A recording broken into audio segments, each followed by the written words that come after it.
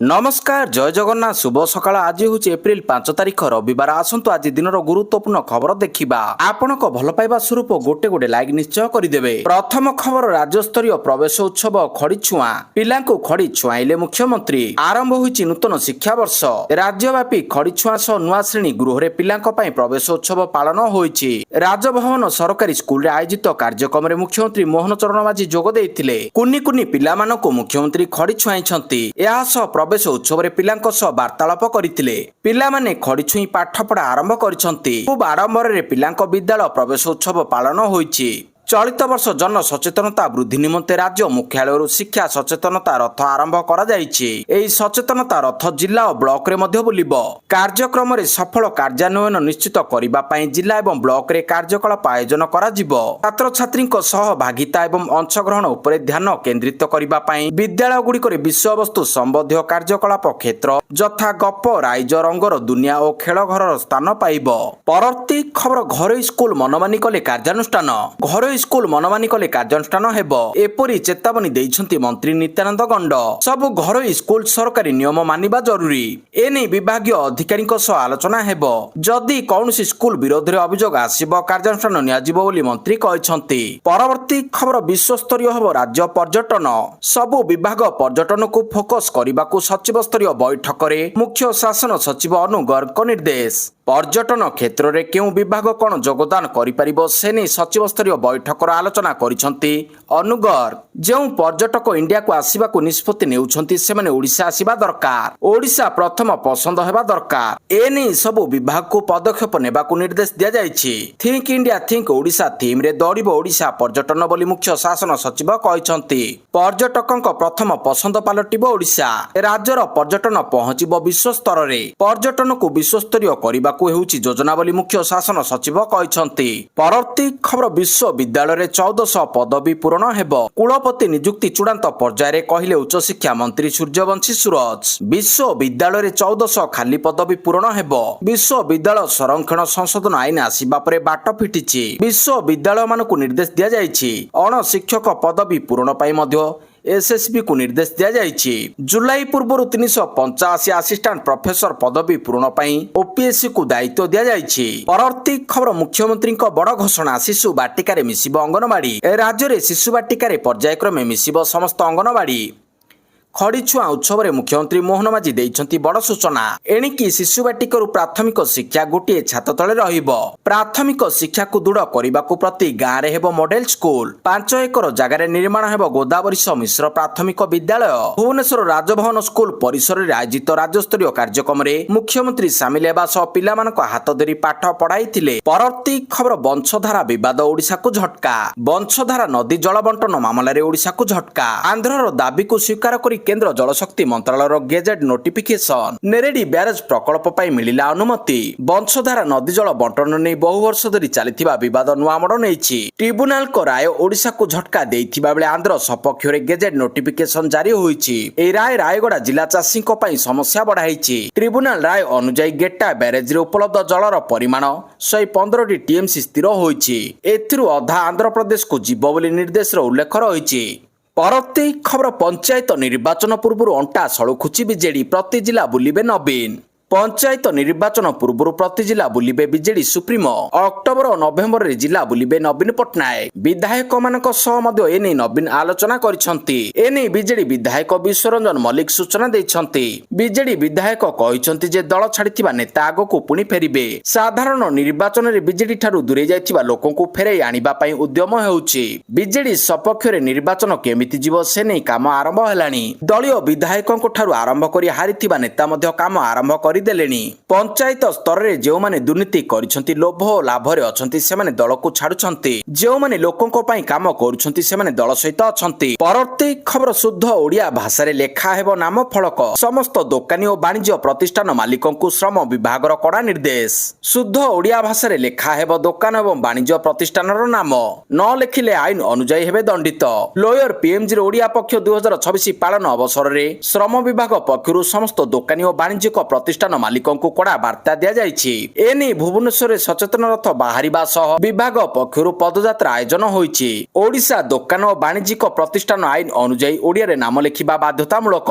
ଯଦି କୌଣସି ଦୋକାନ ଏବଂ ବାଣିଜ୍ୟ ପ୍ରତିଷ୍ଠାନ ଓଡ଼ିଆରେ ନାମ ଫଳକ ନ ଲେଖନ୍ତି ତେବେ ସେହି ପ୍ରତିଷ୍ଠାନର ମାଲିକଙ୍କୁ ପ୍ରଥମ ଥର ନିୟମ ଉଲ୍ଲଂଘନ ପାଇଁ ଅତି କମରେ 5,000 ଟଙ୍କାରୁ 10,000 ଟଙ୍କା ପର୍ଯ୍ୟନ୍ତ ଜରିମାନା ଦେବାକୁ ପଡ଼ିବ।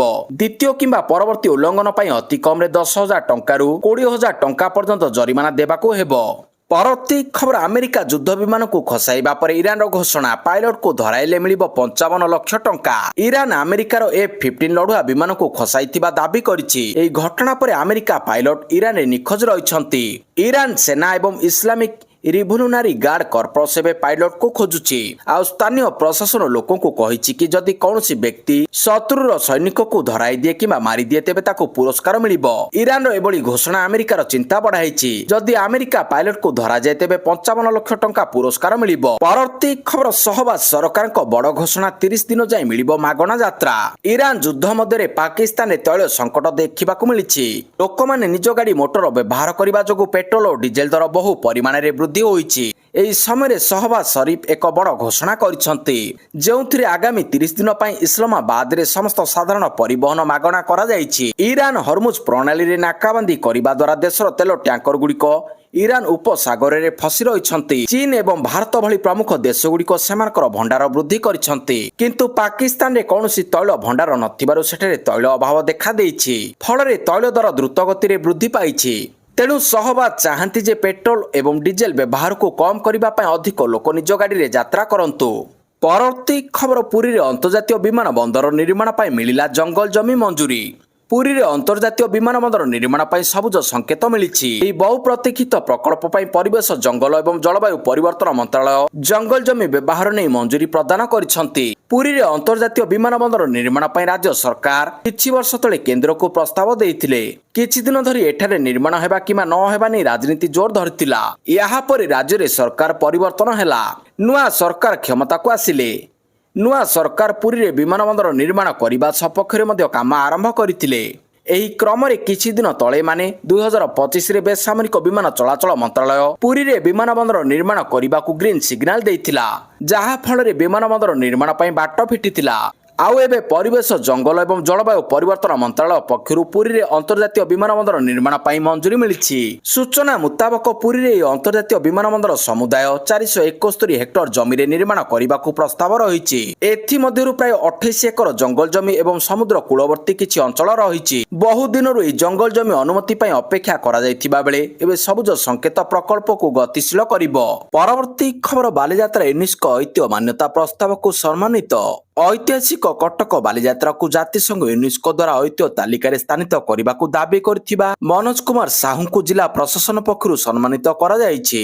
ଆଠଗଡ଼ର ଶ୍ରୀକୃଷ୍ଣ ଗୁରୁକୁଳରେ କୁଳସଚିବ ତଥା ବିଶ୍ୱ ଓଡ଼ିଶାର ପ୍ରତିଷ୍ଠାତା ମନୋଜ କୁମାର ସାହୁ କଟକ ଜିଲ୍ଲା ପ୍ରଶାସନ ମାଧ୍ୟମରେ ଯେଉଁ ଦାବି କରିଥିଲେ, କଟକ ଜିଲ୍ଲା ପ୍ରଶାସନ ପକ୍ଷରୁ ଜିଲ୍ଲା ସୂଚନା ଓ ଲୋକ ସମ୍ପର୍କ ବିଭାଗ ଓ ଜିଲ୍ଲା ସଂସ୍କୃତି ପରିଷଦର ମିଳିତ ଆନୁକୂଲ୍ୟରେ ନେତାଜୀ ସଂସ୍କୃତି ଭବନଠାରେ ଆୟୋଜିତ ଏହି କାର୍ଯ୍ୟକ୍ରମରେ ତାଙ୍କୁ ବାଲିଯାତ୍ରା ସ୍ମାରକ, ଓଡ଼ିଶା ଦିବସ ସମ୍ମାନ ଫଳକ, ଅଙ୍ଗ ବସ୍ତ୍ର ଅନ୍ୟାନ୍ୟ ଉପହାର ପ୍ରଦାନ କରି ସମ୍ମାନିତ କରାଯାଇଛି।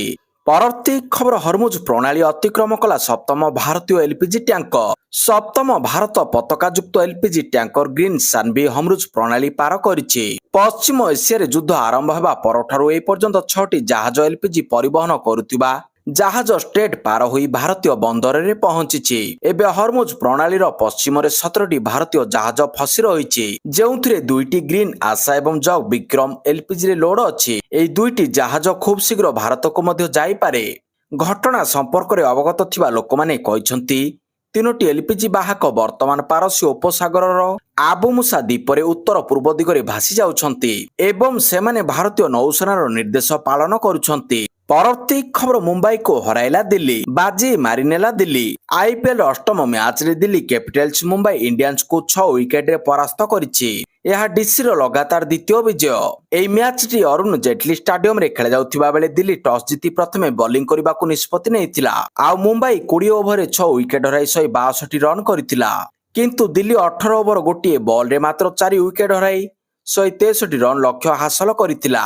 ପରବର୍ତ୍ତୀ ଖବର ପାକିସ୍ତାନରେ ଶସ୍ତା ହେଲା ପେଟ୍ରୋଲ। ପ୍ରବଳ ବିରୋଧ ପରେ ପେଟ୍ରୋଲ ଦାମ ହ୍ରାସ କଲେ ସରକାର। ଇରାନ ଯୁଦ୍ଧ ଯୋଗୁଁ ସରକାର ଇନ୍ଧନ ମୂଲ୍ୟରେ ବ୍ୟାପକ ବୃଦ୍ଧି କରିବା ପରେ ପାକିସ୍ତାନର ରାଜଧାନୀ ଏବଂ ସର୍ବାଧିକ ଜନବହୁଳ ପ୍ରଦେଶରେ ସରକାରୀ ପରିବହନ ଆଗାମୀ ମାସ ପାଇଁ ମାଗଣା ହେବ ବୋଲି ଅଧିକାରୀମାନେ କହିଛନ୍ତି। ପେଟ୍ରୋଲ ମୂଲ୍ୟରେ 42.7% ବୃଦ୍ଧି କରି 485 ଟଙ୍କା ପ୍ରତି ଲିଟର କରିବା ନିଷ୍ପତ୍ତି ପରେ ରାସ୍ତା ବିରୋଧ ଏବଂ ଇନ୍ଧନ ପମ୍ପ ଗୁଡ଼ିକରେ ମୋଟର ସାଇକେଲର ଲମ୍ବା ଧାଡି ପରେ ଏହି ଘୋଷଣା କରାଯାଇଛି। ପ୍ରଧାନମନ୍ତ୍ରୀ ସେହବାଜ ସରିଫ ତାଙ୍କ ନିଷ୍ପତ୍ତିରୁ ଓହରି ଯାଇଥିଲେ ଏବଂ କହିଛନ୍ତି ଯେ ସେ ଲେବି ହ୍ରାସ କରୁଛନ୍ତି ଏବଂ ପେଟ୍ରୋଲ ମୂଲ୍ୟ ପ୍ରତି ଲିଟର 378 ଟଙ୍କା ସ୍ଥିର କରିଛନ୍ତି। ପରବର୍ତ୍ତୀ ଖବର ପୁରୀରେ ଅନ୍ତର୍ଜାତୀୟ ବିମାନ ବନ୍ଦର ପରିବେଶଗତ ଅସନ୍ତୁଳନ, ଐତିହ୍ୟର ବିଲୁପ୍ତି ଓ ଆଧ୍ୟାତ୍ମିକତାର ଧ୍ୱଂସ ସାଧନ କରିବ କହିଲେ ଭକ୍ତ। ପୁରୀଠାରେ ପ୍ରସ୍ତାବିତ ଅନ୍ତର୍ଜାତୀୟ ବିମାନ ବନ୍ଦର ପାଇଁ କେନ୍ଦ୍ର ସରକାରଙ୍କର ମିଳିଥିବା ଷ୍ଟେଜ 1 ଅନୁମୋଦନକୁ ପ୍ରଦେଶ କଂଗ୍ରେସ କମିଟି ସଭାପତି ଭକ୍ତଚରଣ ଦାସ ସମାଲୋଚନା କରିଛନ୍ତି। ବହୁ ଚର୍ଚ୍ଚିତ ପୁରୀ ଅନ୍ତର୍ଜାତୀୟ ଶ୍ରୀ ଜଗନ୍ନାଥ ବିମାନ ବନ୍ଦର ପାଇଁ ମିଳିଥିବା ଜଙ୍ଗଲ ଜମି ଅନୁମତି ଓଡ଼ିଶାର ପ୍ରଭୂତ କ୍ଷତି କରିବ ବୋଲି ସେ କହିଛନ୍ତି। କେନ୍ଦ୍ର ପରିବେଶ ଜଙ୍ଗଲ ଜଳବାୟୁ ପରିବର୍ତ୍ତନ ମନ୍ତ୍ରାଳୟ ପକ୍ଷରୁ ଏନେଇ ସୂଚନା ରାଜ୍ୟବାସୀଙ୍କ ଉପରେ ଆଉ ଏକ ବିପଦକୁ ଲଦି ଦିଆଯାଉଛି ବୋଲି ସେ ଅଭିଯୋଗ କରିଛନ୍ତି। ପରବର୍ତ୍ତୀ ଖବର ମୁଖ୍ୟମନ୍ତ୍ରୀଙ୍କୁ ୱାର୍ଲଡ ଆଥଲେଟିକ୍ସ ଚାମ୍ପିଅନସିପ୍ ପତାକା ପ୍ରଦାନ କଲେ କ୍ରୀଡ଼ା ମନ୍ତ୍ରୀ। କଳିଙ୍ଗ ଷ୍ଟାଡିୟମ ଠାରେ କ୍ରୀଡ଼ା ଓ ଯୁବ ସେବା ମନ୍ତ୍ରୀ ସୂର୍ଯ୍ୟବଂଶୀ ସୁରଜ ମୁଖ୍ୟମନ୍ତ୍ରୀ ମୋହନ ଚରଣ ମାଝୀଙ୍କୁ ବିଶ୍ୱ ଆଥଲେଟିକ୍ସ ଚାମ୍ପିଅନସିପ୍ ପତାକା ଶନିବାର ପ୍ରଦାନ କରିଛନ୍ତି। ଏହି ପତାକାକୁ ଗ୍ରହଣ କରି ମୁଖ୍ୟମନ୍ତ୍ରୀ କହିଛନ୍ତି, ଏହା କେବଳ ଏକ ଇଭେଣ୍ଟ ନୁହେଁ, ଏହା ଓଡ଼ିଶାର କ୍ରୀଡ଼ା ପାଇଁ ଏକ ଐତିହାସିକ ମୁହୂର୍ତ୍ତ। 2028 ପାଇଁ କାଉଣ୍ଟଡାଉନ୍ ଆରମ୍ଭ ହେବା ସହିତ ଏହି ପତାକା ଆମ ଆଶା ଆକାଂକ୍ଷା ଓ ଗୌରବମୟ ଯାତ୍ରାର ପ୍ରତୀକ। ଏହା ହେଉଛି ସାରା ବିଶ୍ୱକୁ ଓଡ଼ିଶାର ପ୍ରତିଶ୍ରୁତି ଏକ ସଫଳ ଆକର୍ଷଣୀୟ ଆୟୋଜନ ପାଇଁ ଓଡ଼ିଶା ପ୍ରସ୍ତୁତ। ପରବର୍ତ୍ତୀ ଖବର ଏସ୍ଆର୍ କାର୍ଯ୍ୟରେ ଗୁରୁତର ଅବହେଳା ଅଭିଯୋଗରେ ଅଧିକାରୀ ନିଲମ୍ବନ। ଭୋଟର ତାଲିକାର ସ୍ୱତନ୍ତ୍ର ସଂଶୋଧନ ଏସ୍ଆର୍ କାର୍ଯ୍ୟରେ ଗୁରୁତର ଅବହେଳା ଅଭିଯୋଗରେ ଜଣେ ନିଲମ୍ବନ। ଗଜପତି ଜିଲ୍ଲାର ବିଏଲ୍ଓ ଦାୟିତ୍ୱରେ ଥିବା ସହକାରୀ ଶିକ୍ଷକ ରାମାନୁଜ ଦାସଙ୍କୁ କାର୍ଯ୍ୟରୁ ନିଲମ୍ବିତ କରାଯାଇଛି। ଗଜପତି ଜିଲ୍ଲା ନିର୍ବାଚନ ଅଧିକାରୀଙ୍କ କାର୍ଯ୍ୟାଳୟ ପକ୍ଷରୁ ଜାରି ଆଦେଶ ଅନୁଯାୟୀ ବୁଥସ୍ତରୀୟ ଅଧିକାରୀ ରାମାନୁଜ ଦାସଙ୍କୁ କାର୍ଯ୍ୟରୁ ନିଲମ୍ବିତ କରାଯାଇଛି। ପରବର୍ତ୍ତୀ ଖବର ଆସୁଛି ବଡ଼ ବର୍ଷା 6 ଓ 7 ତାରିଖରେ ସର୍ବାଧିକ ରହିପାରେ ଝଡ଼ ବର୍ଷା ପ୍ରକୋପ। ଦିନରେ ଅଗ୍ନିବର୍ଷା, ସନ୍ଧ୍ୟାରେ ଝଡ଼ ବର୍ଷା। ସକାଳୁ ତାତି ଓ ଗୁଳୁଗୁଳି ଆଉ ଅପରାହ୍ନରେ ବଦଳି ଯାଉଛି ପାଗର ମିଜାଜ। ମାଡ଼ି ଆସୁଛି ମେଘ ପବନ। ଗତ କିଛି ଦିନ ହେବ ରାଜ୍ୟରେ ଏମିତି ପାଗ ଜାରି ରହିଛି। ଆସନ୍ତା 5 ଦିନ ଯାଏଁ ରାଜ୍ୟରେ ଜାରି ରହିବ ଝଡ଼ ବର୍ଷା ପ୍ରଭାବ। ଆଜି ପାଇଁ 21 ଜିଲ୍ଲାକୁ ଘଡ଼ଘଡ଼ି ସହ ବର୍ଷା ନେଇ ୟେଲୋ ୱାର୍ଣ୍ଣିଂ ଜାରି ହୋଇଛି। ଜଳୁଛି ପଶ୍ଚିମରୁ ଉପକୂଳ। ସବୁଠି ଲାଗି ରହିଛି ଅସହ୍ୟ ଗରମ ସହ ଗୁଳିଗୁଳି। ରାଜ୍ୟରେ ପାରଦସ୍ତର ଉପରମୁହାଁ ରହିଛି। ପରବର୍ତ୍ତୀ ଖବର ଆଇଡି କାର୍ଡ ଦେଖାଇଲେ ମିଳିବ 5 କେଜିର ସିଲିଣ୍ଡର। ଆମେରିକା, ଇସ୍ରାଏଲ ଏବଂ ଇରାନ ମଧ୍ୟରେ ଚାଲିଥିବା ଯୁଦ୍ଧ ଯୋଗୁଁ ସାରା ବିଶ୍ୱରେ ଦେଖାଦେଇଛି ଏଲ୍ପିଜି ଗ୍ୟାସ୍ ଓ ତେଲ ସଙ୍କଟ।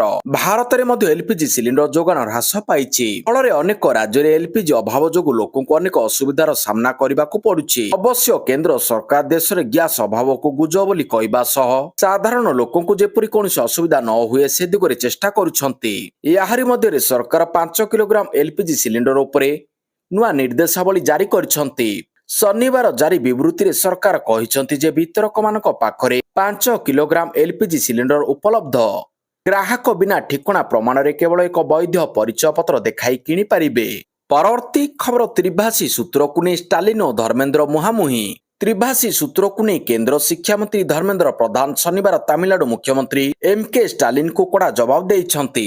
ନିଜର ରାଜନୈତିକ ବିଫଳତାକୁ ପ୍ରଦର୍ଶିତ କରିବାକୁ ଏହା ଏକ କ୍ଲାନ୍ତ ପ୍ରୟାସ ବୋଲି ଧର୍ମେନ୍ଦ୍ର କହିଛନ୍ତି। ଏହା ପୂର୍ବରୁ ଷ୍ଟାଲିନ ଅଭିଯୋଗ କରି କହିଛନ୍ତି କେନ୍ଦ୍ର ସରକାରଙ୍କ ତ୍ରିଭାଷୀ ସୂତ୍ର ଅଣ ହିନ୍ଦୀ ଅଞ୍ଚଳରେ ହିନ୍ଦୀର ପ୍ରସାର ପାଇଁ ଏକ ପ୍ରୟାସ।